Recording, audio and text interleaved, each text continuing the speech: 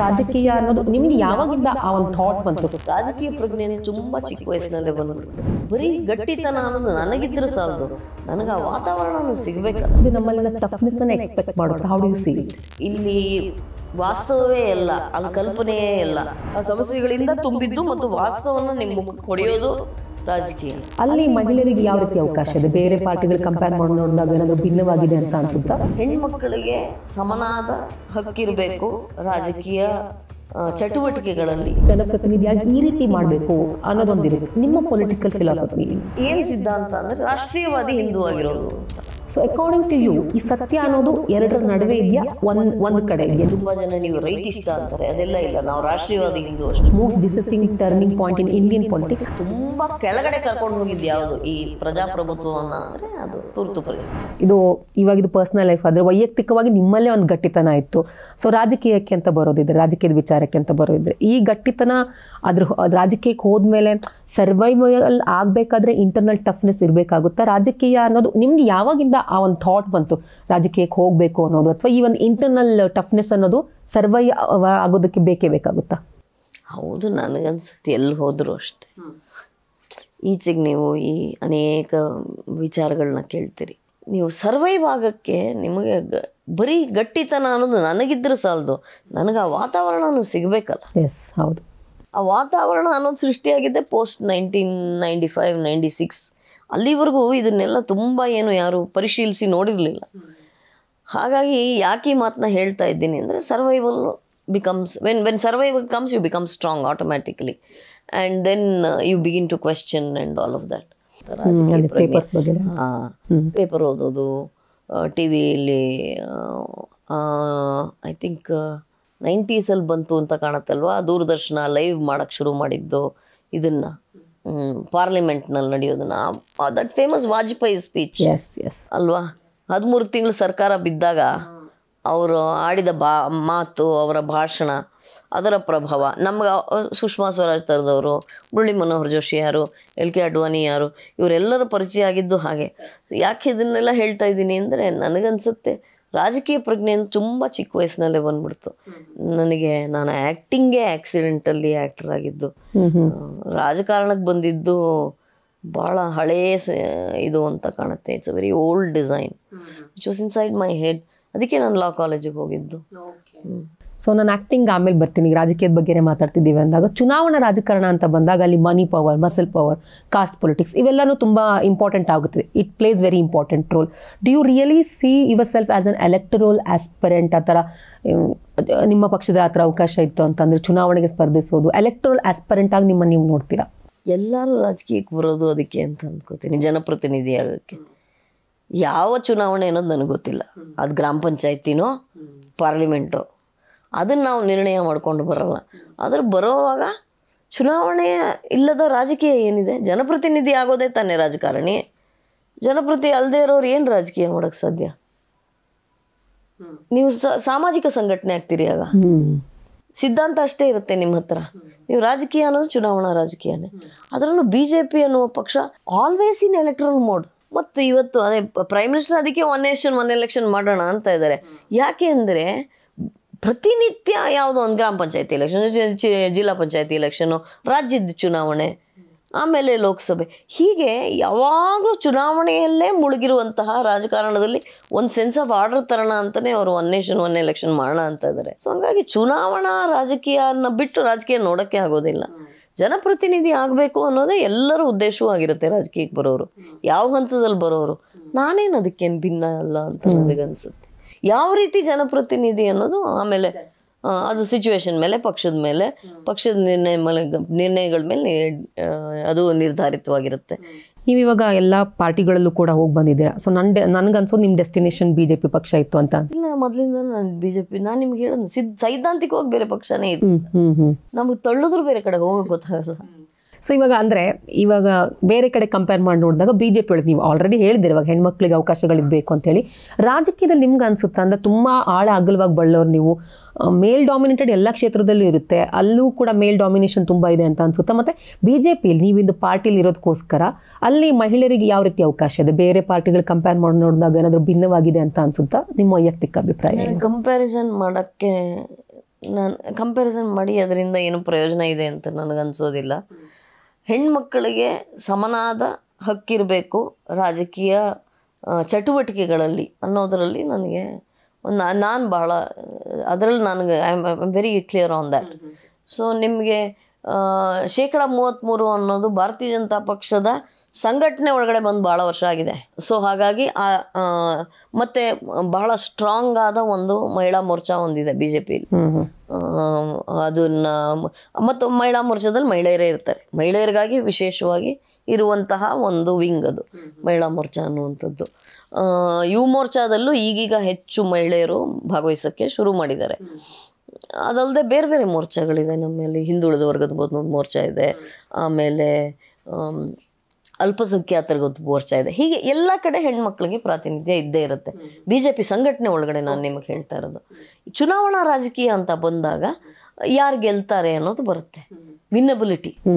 ವಿನ್ನಬಿಲಿಟಿನೇ ultimately ಎಲ್ಲ political ಪಾರ್ಟಿಗೂ ಗೆಲ್ಲಬೇಕು ಅನ್ನೋದು ತಾನೆ. ಹಾಗಾಗಿ ಅದಕ್ಕೆ ತಕ್ಕ ಹಾಗೆ ಅವರು ಇದುವರೆಗೂ ಮಾಡ್ಕೊಂಡು ಬಂದಿದ್ದಾರೆ. ಇನ್ನು ಮುಂದಕ್ಕೆ 33% ಬಂದಾಗ ವಿಧಿ ಇರಲ್ವಲ್ಲ. ಹೇಗೆ ಈಗ BBMP ವಿಧಿಯಲ್ಲಿದೆ, ಹೆಣ್ಮಕ್ಳು ಮೀಸಲು ಅಂದ್ರೆ ಹೆಣ್ಮಕ್ಳೇ ನಿಲ್ಬೇಕಲ್ಲ, ಅದು ಆಲ್ಟರ್ನೇಟಿವ್ ಏನಿರಲ್ಲ. ಅದು ಬರಲೇಬೇಕು. ಅದು ಬಂದ್ರೇನೆ ಅದು ನಿಮಗೆ ಈ ಪಾರ್ಟಿಸಿಪೇಷನ್ ಹೆಚ್ಚಿಸೋದು ಇನ್ ಟರ್ಮ್ಸ್ ಆಫ್ ನಂಬರ್ಸ್. ಹಾಗಂತ ಅವಕಾಶಗಳು ಕೊರತೆ ಇದೆ ಅನ್ನೋದ್ರ ಬಗ್ಗೆ ನನಗೆ ಬೇಜಾರಿಲ್ವಾ ಅಂದ್ರೆ ಇದೆ. ಅದ್ರ ಗೆಲ್ಲೋದು ಇದೆ ಎಲ್ಲದಕ್ಕಿಂತ ಪ್ರಧಾನ ಅಂತ ನನಗನ್ಸುತ್ತೆ. ಅಲ್ಟಿಮೇಟ್ಲಿ ರಿಸಲ್ಟ್ ಅನ್ನೋದು ಇಂಪಾರ್ಟೆಂಟ್. ಸೊ ಇವಾಗ ಮೋದಿಯವರ ಕಾಲದಲ್ಲಿ ಭಾರತ ಬದಲಾಗ್ತಾ ಇದೆ ಅಂದರೆ ಆಬ್ವಿಯಸ್ಲಿ ಎರಡು ರೀತಿಯ ಅಭಿಪ್ರಾಯಗಳು ಇದ್ದೇ ಇರುತ್ತೆ ದೇಶದಲ್ಲಿ. ಕೆಲ ವರ್ಗ ಏನು ಹೇಳುತ್ತೆ ಅಂದರೆ ಪಾಸಿಟಿವ್ ಆಗಿ ಬದಲಾಗ್ತದೆ, ಒಳ್ಳೆ ರೀತಿಯಲ್ಲಿ ಬೆಳವಣಿಗೆ ಆಗ್ತಾ ಇದೆ ಅಂತ. ಇನ್ನೊಂದು ವರ್ಗ ಇಲ್ಲ, ಕಮ್ಯುನಿಸಮ್ ಆಗ್ತಾ ಇದೆ, ಬೇರೆ ರೀತಿಯಲ್ಲಿ ಭಾರತ ಇಬ್ಬಾಗ ಆಗ್ತಾ ಇದೆ ಅನ್ನೋ ರೀತಿಯಲ್ಲಿ ಪ್ರಾಜೆಕ್ಟ್ ಮಾಡೋರು ಇರ್ತಾರೆ. ಸೊ ಅಕಾರ್ಡಿಂಗ್ ಟು ಯು ಈ ಸತ್ಯ ಅನ್ನೋದು ಎರಡರ ನಡುವೆ ಇದೆಯಾ, ಒಂದು ಕಡೆ ಇದೆಯಾ? ನಿಮ್ಮ ವೈಯಕ್ತಿಕ ಅಭಿಪ್ರಾಯ. ಸತ್ಯ ಧರ್ಮ ಇದೆಲ್ಲ ಒಂದೇ.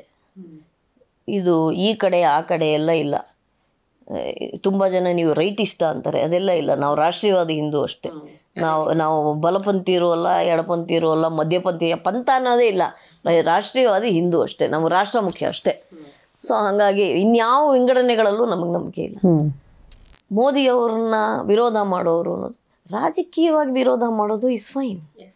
ಒಂದು ಪ್ರಜಾಪ್ರಭುತ್ವದಲ್ಲಿ ವಿರೋಧ ಪಕ್ಷನೂ ಇರುತ್ತೆ, ಆಡಳಿತ ಪಕ್ಷನೂ ಇರುತ್ತೆ. ನಾವು BJP ಎಷ್ಟೋ ವರ್ಷ ವಿರೋಧ ಪಕ್ಷದಲ್ಲಿ ಕೂತಿರ್ಲಿಲ್ವ? ಸೊ ವಿರೋಧ ಪಕ್ಷ ಅನ್ನೋದು ಆಡಳಿತ ಪಕ್ಷ ಅನ್ನೋದು ಇರೋದು ಸಹಜವಾಗಿರುತ್ತೆ. ಒಂದು ಪ್ರಜಾಪ್ರಭುತ್ವದ ಸೌಂದರ್ಯನೇ ಅದರಲ್ಲಿ ಅಡಗಿದೆ, ವಿರೋಧ ಪಕ್ಷ ಅಂತ ಇರೋದು ಅಂತ. ವಿರೋಧ ಮಾಡೋಕ್ಕೋಸ್ಕರ ವಿರೋಧ ಇದೆಯಲ್ಲ, ಅಥವಾ ಮ್ಯಾನುಫ್ಯಾಕ್ಚರಿಂಗ್ ಕನ್ಸೆಂಟ್ ಅಂತ ಜೇಟ್ಲಿ ಅವ್ರು ಹೇಳೋರು. ಅದನ್ನು ಆ ಮ್ಯಾನುಫ್ಯಾಕ್ಚರಿಂಗ್ ಕನ್ಸೆಂಟ್ ಬಂದಾಗಲೇ ಪ್ರಾಬ್ಲಮ್ಮು. ಇಷ್ಟೊಂದು ಬದಲಾವಣೆಗಳನ್ನು ಅವ್ರು ಆರ್ಟಿಕಲ್ 370 ತೆಗಿತಾರೆ ಅಂತ ಕನಸಲ್ಲೇ ಯಾರಾದರೂ ಅನ್ಕೊಂಡಿದ್ರ? ಹೇಗೆ ಸಾಧ್ಯ ಆಯಿತು? 300 ಇತ್ತು ಪಾರ್ಲಿಮೆಂಟಲ್ಲಿ. ನಂಬರ್ ಆಫ್ ಪ್ರತಿನಿಧಿಗಳು ನಿಮ್ಗೆ ಶಕ್ತಿ ಇದ್ದಷ್ಟು ನೀವು ಬಹಳ ದೇಶಕ್ಕೆ ಒಳ್ಳೆಯದಾಗುವಂತಹ ದೊಡ್ಡ ನಿರ್ಧಾರಗಳನ್ನ ತೆಗೆದುಕೋಬೋದು. ನಿಮಗೆ ಶಕ್ತಿ ಕಡಿಮೆ ಇದ್ದಾಗ ಕಾಂಪ್ರಮೈಸ್ ಆಗಬೇಕಾಗತ್ತೆ. 4-5 ಪಕ್ಷ ಒಟ್ಟಿಗೆ ಇದ್ದಾಗ ಅವ್ರು ಹಿಂಗಂತಾರೆ, ಇವ್ರು ಹಂಗಂತಾರೆ ಅಂತ ಇರುತ್ತೆ. So you need that brute majority. ಅದಕ್ಕೆ ಅಂತಂತ ಅವಾಗ ನೀವು 2019 ಕಾನೂನುಗಳು ಯಾವುದು, CAA ತಿದ್ದುಪಡಿ ಸಂಹಿತೆ, ನಾಗರಿಕರಿಗೆ ಅಂದರೆ ಯಾರು ನಮ್ಮ ದೇಶದ ನಾಗರಿಕರಾಗಬಹುದು ವಿದೇಶದಿಂದ ಬಂದವರು ಅನ್ನೋ ಕಾನೂನು, ಅದ್ರ ಜೊತೆಗೆ ಈ ತ್ರಿವಳಿ ತಲಾಖ್, ಹೆಣ್ಮಕ್ಳಿಗೆ ಎಷ್ಟು ಶೋಷಣೆ ನಡೀತಾ ಇತ್ತು. ರಾಜೀವ್ ಗಾಂಧಿ ಅವರು 86ರಲ್ಲಿ ಸುಪ್ರೀಂ ಕೋರ್ಟ್ನ ಜಡ್ಜ್ಮೆಂಟ್ನ ಮೀರಿ ಪಾರ್ಲಿಮೆಂಟಲ್ಲಿ ಅವ್ರಿಗೆ ಬ್ರೂಟ್ ಮೆಜಾರಿಟಿ ಇತ್ತು. ಅವತ್ತು 400 ಇತ್ತು ಪಾರ್ಲಿಮೆಂಟಲ್ಲಿ. ಅದಕ್ಕೆ ತಮ್ಮ ಇಷ್ಟಕ್ಕೆ ಒಂದು ಕಾನೂನು ಮಾಡಿಬಿಟ್ರು, ಯಾವುದೋ ಒಂದು ಪರ್ಸನಲ್ ಲಾ ಬೋರ್ಡ್ನ ಪ್ಲೀಸ್ ಮಾಡೋಕ್ಕೆ. ಅದನ್ನು ತೆಗೆದು ಹಾಕ್ಬಿಡ್ತೀರಿ, ತ್ರಿವಳಿ ತಲಾಖ್ನ ನಿಷೇಧ ಮಾಡಿ. ಮತ್ತು ಹೆಣ್ಮಕ್ಳಿಗೆ ನಿಮ್ಮಿಷ್ಟಕ್ಕೆ ಹೆಣ್ಮಕ್ಳು ನಡೆಸ್ಕೊಳಕ್ಕಾಗಲ್ಲ ಅನ್ನುವಂತಹ ಒಂದು ಸಂಯಮವನ್ನು ತಂದಿದ್ದು ಆ ಕಾನೂನು. ಅದೇ ರೀತಿಯಾಗಿ 370 ರದ್ದತಿ ಯಾರು ಅನ್ಕೊಂಡಿದ್ರು ರೀ? ಹೌದು, it was a temporary provision, but ಅದನ್ನು ಆಲ್ಮೋಸ್ಟ್ ಪರ್ಮನೆಂಟ್ ಅನ್ನೋ ರೀತಿಯಲ್ಲೇ ನಡೆಸ್ಕೊತಾ ಇದ್ರಲ್ಲ ಕಾಂಗ್ರೆಸ್ ಅಷ್ಟು ವರ್ಷ. ಯಾರು ಅನ್ಕೊಂಡಿದ್ರು 370 ತೆಗೆದು ಹಾಕ್ತಾರೆ ಅಂತ? ಈಗ ದೇಶದ ರಾಜಕೀಯ ಪಲ್ಲಟ ಪರಿಸ್ಥಿತಿ ಅಂತ ನೋಡಿದೆ, what most disgusting turning point in Indian politics, ಹಾಗೆ ಕರ್ನಾಟಕ ಪಾಲಿಟಿಕ್ಸ್ನಲ್ಲಿ ಇಂಥದ್ದೊಂದು ಟರ್ನಿಂಗ್ ಪಾಯಿಂಟ್ ಬಗ್ಗೆ ಹೇಳೋದಿದ್ದಾರೆ. ಟರ್ನಿಂಗ್ ಪಾಯಿಂಟ್ ಅಂತ ಹೇಳೋಕ್ಕಾಗಲ್ಲ, ಬಿಗ್ಗೆಸ್ಟ್ ಲೋ ಅಂತ ಹೇಳ್ಬೋದು. ನಮ್ಮನ್ನು ತುಂಬ ಕೆಳಗಡೆ ಕರ್ಕೊಂಡು ಹೋಗಿದ್ದು ಯಾವುದು ಈ ಪ್ರಜಾಪ್ರಭುತ್ವವನ್ನು ಅಂದರೆ ಅದು ತುರ್ತು ಪರಿಸ್ಥಿತಿ. ತುಂಬ ಒಂದು ಸಮಾಜವಾಗಿ ನಮ್ಮನ್ನು ಕುಗ್ಗಿಸಿದ್ದು ತುರ್ತು ಪರಿಸ್ಥಿತಿ. ಇಂದಿರಾ ಗಾಂಧಿಯವರು ತಮ್ಮ ಸ್ವಾರ್ಥಕ್ಕಾಗಿ ತುರ್ತು ಪರಿಸ್ಥಿತಿಯನ್ನು ಈ ದೇಶದ ಮೇಲೆ ಹೇರ್ತಾರೆ. ತಮ್ಮ ಸೀಟ್ ಉಳಿಸ್ಕೊಳ್ಳೋಕ್ಕೋಸ್ಕರ ಮಾಡೋ ಕೆಲಸ ಅದು. ಅವ್ರು ತಮ್ಮ ಸೀಟನ್ನು ಉಳಿಸ್ಕೊಳ್ಳೋಕೆ ಹೋಗಿ ಈ ದೇಶವನ್ನು ಯಾವ ಯಾವ ಮಟ್ಟಕ್ಕೆ ಕೆಳಗಡೆ ಎಳೆದ್ಬಿಟ್ಟಿದ್ರು ಅನ್ನೋದಕ್ಕೆ ತುರ್ತು ಪರಿಸ್ಥಿತಿನೇ ಒಂದು ನಿದರ್ಶನ ಅಂತ ಅಂದ್ಕೋತೀನಿ. ಕರ್ನಾಟಕ ರಾಜಕೀಯದಲ್ಲಿ ಗೊತ್ತಿಲ್ಲ, ಹಂತ ಹಂತವಾಗಿ ಕರ್ನಾಟಕ, ಈಗ ಮೈಸೂರು ರಾಜ್ಯವಾಗಿದ್ದು ಕರ್ನಾಟಕವಾಯಿತು, ಹಂತ ಹಂತವಾಗಿ ಕರ್ನಾಟಕ ರೂಪುಗೊಂಡಿದೆ ಅಂತಲೇ ಹೇಳ್ಬೋದು. ಟರ್ನಿಂಗ್ ಪಾಯಿಂಟ್ ಅಂತ ಹೇಳೋಕ್ಕೆ ನಂಗೆ ಗೊತ್ತಿಲ್ಲಪ್ಪ. ಏಕೀಕರಣ ಇರಬೇಕಾ? ಕರ್ನಾಟಕದ ಏಕೀಕರಣ ಆಗಿ ಇದು ಕರ್ನಾಟಕ ಆಯ್ತಲ್ಲ, ಮೈಸೂರು ರಾಜ್ಯ ಆಗಿದ್ದು ಏಕೀಕರಣವಾಗಿ ಬೇರೆ ಬೇರೆ ಕನ್ನಡ ಭಾಷೆ ಪ್ರಾಂತೀಯವಾಗಿ ನಾವು ವಿಂಗಡಣೆ ಆಗಿರೋದೇ ಭಾಷೆ ಆಧಾರದ ಮೇಲೆ ತಾನೆ. ಸೊ ಏಕೀಕರಣ ನನಗನ್ಸುತ್ತೆ ಮಸ್ಟ್ ಹ್ಯಾವ್ ಬಿನ್ ಏಕೀಕರಣ ಮತ್ತು ಕನ್ನಡ ಕುಲಪುರೋಹಿತರು ಅಂತ ಕರೀತಾರಲ್ಲ. ಇವಾಗ ನೀವು ಕರ್ನಾಟಕ ರಾಜಕೀಯದಲ್ಲಿ ನಿಮ್ಮದೇ ಆದೊಂದು ವಿಭಿನ್ನ ವ್ಯಕ್ತಿತ್ವನೂ ಇದೆ. ನೀವು ಕನ್ನಡ ಮತ್ತು ಇಂಗ್ಲೀಷ್ ಎರಡೂ ಭಾಷೆಯಲ್ಲೂ ಕೂಡ ನಿಮ್ಮ ಪಕ್ಷನ ಡಿಫೆಂಡ್ ಮಾಡ್ಕೋತೀರಾ. ನ್ಯಾಷನಲ್ ಲೆವೆಲಲ್ಲೂ ಕೂಡ ನೀವು ಡಿಬೇಟು ಡಿಸ್ಕಷನ್ನಲ್ಲಿ ಪಾಲ್ಗೊಂಡಿರ್ತೀರಾ. ಒಂದು ಪಕ್ಷಕ್ಕೆ ಇರಬೇಕಾಗಿದ್ದು ತಮ್ಮ ವಕ್ತಾರರಾದವರು ತಮ್ಮ ಪಕ್ಷನ ಯಾವುದೇ ರೀತಿಯಲ್ಲಿ ಬಂದರೂ ಕೂಡ ಸಮರ್ಥಿಸ್ಕೊಳ್ಬೇಕು ಅನ್ನೋದು ಆ ಪಕ್ಷಕ್ಕೆ ಇರಬೇಕಾದ ಆಕಾಂಕ್ಷೆ. ಸೊ ನೀವು you are excel in that role, you have been proved yourself. So ಆ ರೋಲ್ನ ಚಾಲೆಂಜಸ್ ಏನು? ವಕ್ತಾರರಾಗೋದು ಅನ್ನೋದು ಕಷ್ಟ ಇದೆ. ಅಂದರೆ ಯಾವಾಗಲೂ ಏನು ನಿಮಗೇನು ಹಾದಿ ಸುಲಭವಾಗಿರಲ್ಲ ಮತ್ತು ಕೆಲವು ಅಪ್ರಿಯ ಸತ್ಯಗಳನ್ನೂ ನೀವು ಮಾತನಾಡಬೇಕಾಗುತ್ತೆ. ನಬ್ರೂಯಾತ್ ಸತ್ಯಂ ಅಪ್ರಿಯಂ ಅಂತ ಒಂದು ಸುಭಾಷಿತ ಇದೆ. ಸತ್ಯಂ ಬ್ರೂಯಾತ್ ಪ್ರಿಯಂ ಬ್ರೂಯಾತ್ ನಬ್ರೂಯಾತ್ ಅಪ್ರಿಯ ಸತ್ಯಂ. ಯಾಕೆ ಮಾತನ್ನ ಹೇಳ್ತಾ ಇದ್ದೀನಿ ಅಂದರೆ ಸುಳ್ಳು ಹೇಳಬೇಕು ಅಂತಲ್ಲ, ಅಪ್ರಿಯವಾದ ಸತ್ಯಗಳನ್ನ ಹೇಳದೇ ಇರಬಹುದು ಅಂತ ಒಂದು ನಂಬಿಕೆ ಇದೆ ನನಗೆ. ಇದು ಭಾಳ ವರ್ಷಗಳ ನಂತರ ಗ್ರಹಿಕೆ ಆಗಿದ್ದು. ಆದರೆ ನೀವು ವಕ್ತಾರರಾಗಿರುವಾಗ ಹಾಗೆಲ್ಲ ವಿಂಗಡಣೆ ಮಾಡ್ಕೊಂಡು ಕೂತಿರೋಕ್ಕಾಗಲ್ಲ, ಎಲ್ಲವನ್ನೂ ಚರ್ಚೆ ಮಾಡಬೇಕಾಗುತ್ತೆ. ನನಗನ್ಸುತ್ತೆ ತುಂಬ ಸಿದ್ಧಾಂತದ ಬಗ್ಗೆ ನಂಬಿಕೆ ಇರೋರಿಗೆ ಎಲ್ಲೂ ಕನ್ಫ್ಯೂಷನ್ನೇ ಇರಲ್ಲ, ಎಲ್ಲವನ್ನು ಡಿಫೆಂಡ್ ಮಾಡ್ಕೋಬಹುದು. ಡಿಫೆಂಡ್ ಮಾಡ್ಕೊಳ್ಳೋದೇ ಆಗಿದ್ದರೆ ಎಲ್ಲವನ್ನು. But you should believe in the core philosophy of your party.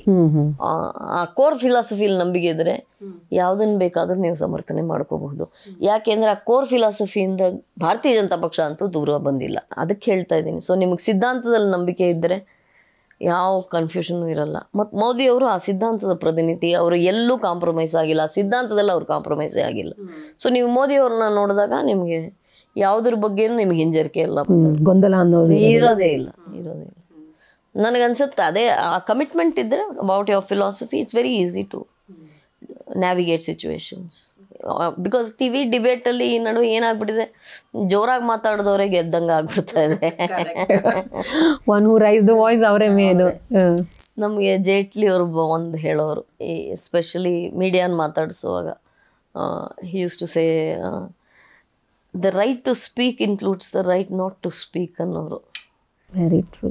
ಅಭಿವ್ಯಕ್ತಿ ಸ್ವಾತಂತ್ರ್ಯ ಅನ್ನೋದು ಮಾತಾಡೋದನ್ನ ಮಾತ್ರ ಒಳಗೊಂಡಿರಲ್ಲ, ಮಾತಾಡದೆ ಸುಮ್ಮನಿರೋದನ್ನು ಒಳಗೊಂಡಿರುತ್ತೆ ಅಂತ.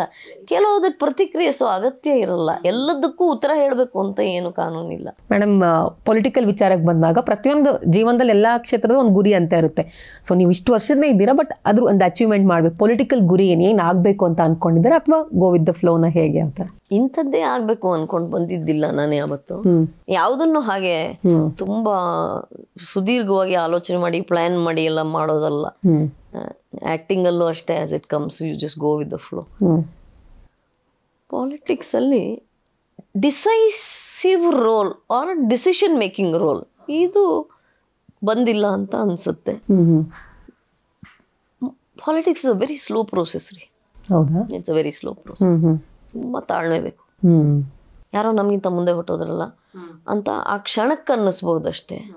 ಸೊ ತಾಳ್ಮೆ ಬೇಕು, ಎಲ್ಲ ಫೀಲ್ಡಲ್ಲೂ ಅಲ್ಲ, ರಾಜಕೀಯದಲ್ಲಿ ತಾಳ್ಮೆ ಬೇಕು. It's a very slow process. So ನಾನು ರಾಜಕೀಯಕ್ಕೆ ಬರೋರಿಗೂ ಇದೇ ರೀತಿ ಮೆಸೇಜ್ ಇದು ಮಾಡ್ತಾರೆ. ಕೆಲವ್ರಿಗೆ ಬರಬೇಕು ಅಂತ ಇರುತ್ತೆ ಈ ಫೀಲ್ಡ್ಗೆ, ಅಂಥವ್ರಿಗೆ ಬರಬೇಕು ಅಂತ ಹೇಳ್ತೀನಿ ನಾನು. ಸಮಾಜದ ಮುಖ್ಯವಾಹಿನಿಯಿಂದ ರಾಜಕೀಯ ಅನ್ನೋದು ಭಿನ್ನವೇನಲ್ಲ, ಎಲ್ಲರೂ ಬರಬೇಕು.